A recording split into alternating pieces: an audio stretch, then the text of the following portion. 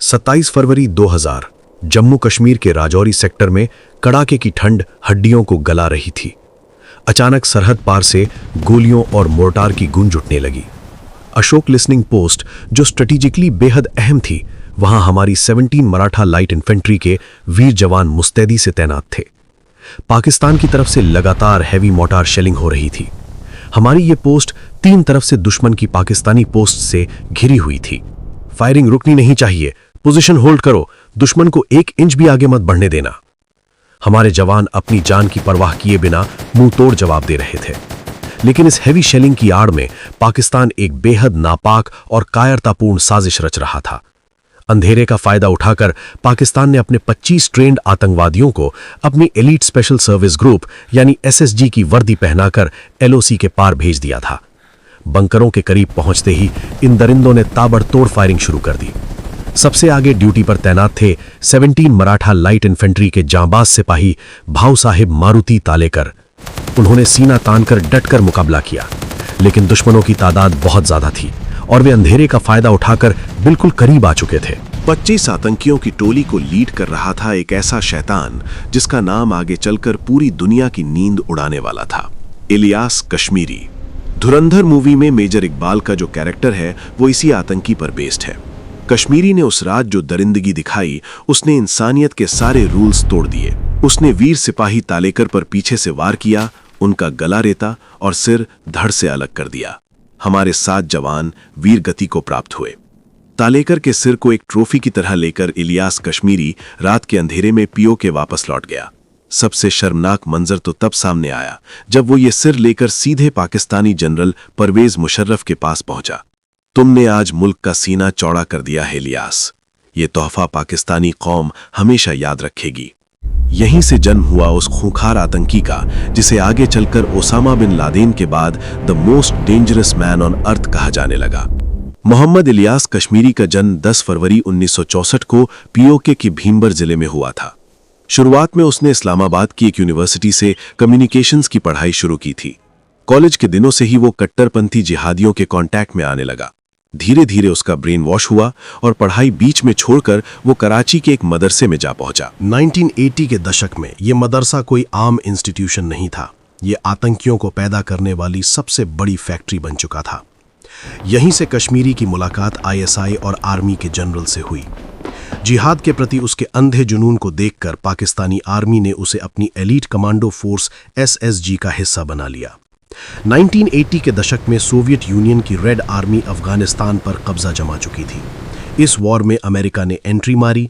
Usama bin Laden जैसे अरबपतियों ने करोड़ों रुपए जिहाद के नाम पर झोंक दिए। अमेरिका की CIA, पाकिस्तान की ISI और ओसामा, ये तीनों एक ही टेबल पर बैठकर अफगान मुजाहिदीन को तैयार कर रहे थे। ISI ने अपने इस होनहार मोहरे को नॉर्थ वजीरिस्तान के मीरान शाह भेजा।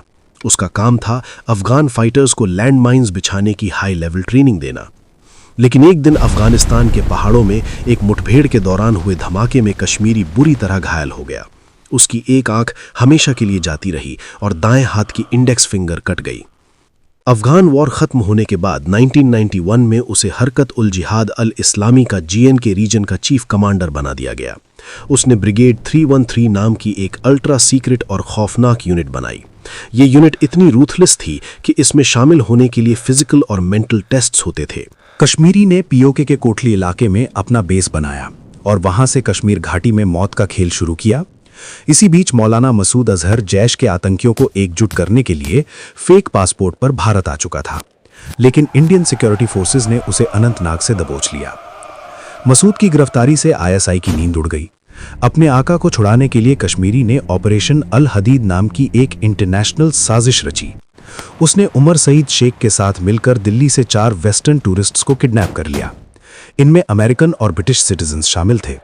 प्लान साफ था, इन विदेशियों की जान के बदले इंडिया पर इंटरनेशनल प्रेशर बनाकर मसूद को छुड़वाना।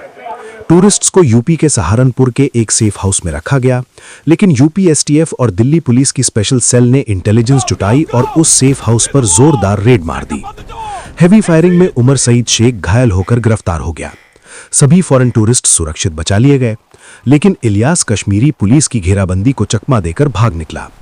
1995 में वो अपने साथी नसरुल्ला मंसूर लंगड़ियाल के साथ दोबारा पुंछ में दाखिल हुआ। एक चेक पोस्ट पर रूटीन चेकिंग के दौरान आर्मी को शक हुआ। पहचान होने पर सेना के होश उड़ गए। दोनों को दबोच लिया गया और कश्मीरी को हाई सिक्योरिटी जेल में डाल दिया गया। करीब 2 साल बाद जेल की कुछ करप्ट अधिकारियों की मदद से कश्मीरी चकमा देकर फरार हो गया। लंगड़ियाल आज भी जेल में है, लेकिन कश्मीरी वापस पाकिस्तान पहुंच गया, जहां आईएसआई ने उसका स्वागत किसी बादशाह की तरह किया। 9/11 के बाद जब अमेरिका ने पाकिस्तान पर वॉर ऑन टेरर में साथ देने का दबाव डाला तो मुशर्रफ झुक गए।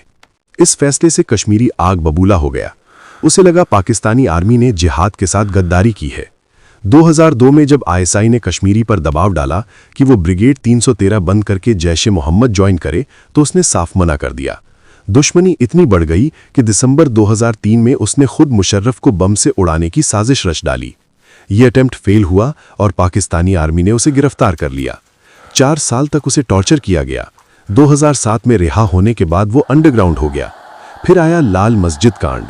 इस्लामाबाद में नेशनल असेंबली से मात्र 2 किलोमीटर दूर लाल मस्जिद को 2 कट्टरपंथी भाइयों अब्दुल अजीज और अब्दुल राशिद गाजी ने आतंकियों का गढ़ बना दिया था। उन्होंने हजारों ब्रेन वॉश्ड स्टूडेंट्स की एक फौज तैयार कर ली थी। इन्होंने पूरे इस्लामाबाद में तांडव मचाया। चाइनीज मसाज पार्लर से महिलाओं को किडनैप किया, म्यूजिक और वीडियो शॉप्स को आग लगाई। चाइना के प्रेशर पर पाकिस्तानी आर्मी को ऑपरेशन साइलेंस लॉन्च करना पड़ा। 10 जुलाई 2007 को एसएसजी कमांडोज ने मस्जिद पर धावा बोला। अब्दुल अजीज बुर्का पहनकर भागते पकड़ा गया, जबकि गाजी अंदर ही मारा गया। इस घटना ने कश्मीरी के अंदर के शैतान को पूरी तरह जगा दिया। उसने पाकिस्तानी गवर्नमेंट के खिलाफ ही जिहाद का ऐलान कर दिया। वो ओसामा बिन लादेन के कांटेक्ट में आ चुका था और अब अलकायदा का ग्लोबल कमांडर बन चुका था। अलकायदा से जुड़ने के बाद ब्रिगेड 313 में लश्कर तैयबा, जैश ए मोहम्मद और पाकिस्तानी आर्मी के कई एक्स ऑफिसर्स भी शामिल हो गए। उसने पाकिस्तान को लहूलुहान किया। 2008 में x SSG chief general Amir Faisal Alvi की सरेआम हत्या। 2009 में लाहौर में आईएसआई हेडक्वार्टर्स पर फिदाइन अटैक और रावलपिंडी में जीएचक्यू पर हमला। ये सब कश्मीरी के इशारे पर हुए। 26/11 मुंबई अटैक्स में डेविड कोलमैन हेडली का असली हैंडलर भी इलियास कश्मीरी ही था। हेडली उससे वजीरिस्तान के कैंप्स में मिलता था। बाद में जब हेडली एफबीआई के हत्थे चढ़ा तो उसने कंफर्म किया कि कराची के कंट्रोल रूम में बैठकर लश्कर के टेररिस्ट को इंस्ट्रक्शंस देने वाली आवाज इलियास कश्मीरी की ही थी। फरवरी 2010 में पुणे की जर्मन बेकरी ब्लास्ट के पीछे भी इनडायरेक्ट रूप से कश्मीरी का ही हाथ था। 2009 में उसने डेनमार्क के अखबार जिलैंड्स पोस्टन के दफ्तर पर हमले की साजिश रची। इसका कोड नेम था विकी माउस प्रोजेक्ट। उसने हेडली और तहावुर राणा के साथ मिलकर एक खौफनाक प्लान बनाया, लेकिन एफबीआई और यूरोपियन इंटेलिजेंस ने इस साजिश की भनक लगते ही हेडली और राणा को गिरफ्तार कर लिया। दिसंबर 2009 में अफगानिस्तान में सीआईए के सीक्रेट बेस कैंप चैपमैन पर एक सुसाइड बॉम्बिंग हुई। इसमें सीआईए के 7 टॉप ऑफिसर्स मारे गए। इस हमले का मास्टरमाइंड भी इलियास कश्मीरी था। अब अमेरिका की नज़र में वो उसामा से भी ज्यादा एक्टिव और डेंजरस था। अगस्त 2010 में यूएस स्टेट डिपार्टमेंट ने उसे ग्लोबल टेररिस्ट घोषित कर $5 मिलियन का इनाम रखा। 2 मई 2011 operation Neptune spear. US navy SEALs ने एबटाबाद में घुसकर ओसामा बिन लादेन को उसके बेडरूम में मार दिया। पाकिस्तान पूरी दुनिया के सामने बेनकाब हो चुका था। सीआईए चीफ ने आईएसआई के सामने 5 हाई वैल्यू टारगेट्स की लिस्ट फेंकी। पहला नाम था इलियास कश्मीरी। जून 2011 की शुरुआती दिन ड्रोन अटैक से बचने के लिए कश्मीरी साउथ वजीरिस्तान के बाना इलाके की तरफ भाग रहा था। वो लगातार लोकेशन बदल रहा था, लेकिन सीआईए की इलेक्ट्रॉनिक सर्वेलेंस और सैटेलाइट्स उसकी परछाई की तरह पीछे लगे थे। आईएसआई की ग्राउंड इन्फॉर्मर्स भी अब अपनी जान बचाने के लिए उसकी मूवमेंट की खबर सीआईए को दे रहे थे। 3 जून 2011 ओसामा की मौत के ठीक 1 महीने बाद साउथ वजीरिस्तान के एक सेब के बगीचे में बने एक सेफ हाउस में इलियास कश्मीरी अपने 8 साथियों के साथ बैठा था। रात के 1:15 बज चुके थे। आसमान में सन्नाटा था, लेकिन उस सन्नाटे के पीछे मौत मंडरा रही थी। अमेरिका के प्रेडेटर ड्रोन्स सीआईए के वर्जीनिया कंट्रोल रूम में ऑपरेटर की स्क्रीन पर सेफ हाउस का थर्मल इमेज साफ दिख रहा था। एक बटन दबा 4 हेलफायर मिसाइल्स दागी गईं। वो पूरा बगीचा और वो कंपाउंड आग और धुएं में तब्दील हो गया। दुनिया की महाशक्तियों को डराने वाला, भारत के जवानों का सिर काटने वाला इलियास कश्मीरी अपने 8 साथियों के साथ मलबे में चीथड़ों में बदल चुका था।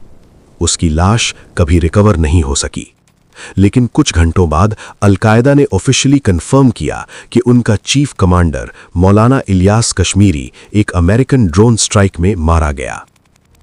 दोस्तों, ये थी इलियास कश्मीरी की कहानी। अगर ये वीडियो पसंद आई हो तो लाइक जरूर करें और कमेंट में बताएं कि अगली कहानी किस ऑपरेशन या टॉपिक पर देखना चाहते हैं। जय हिंद, जय भारत।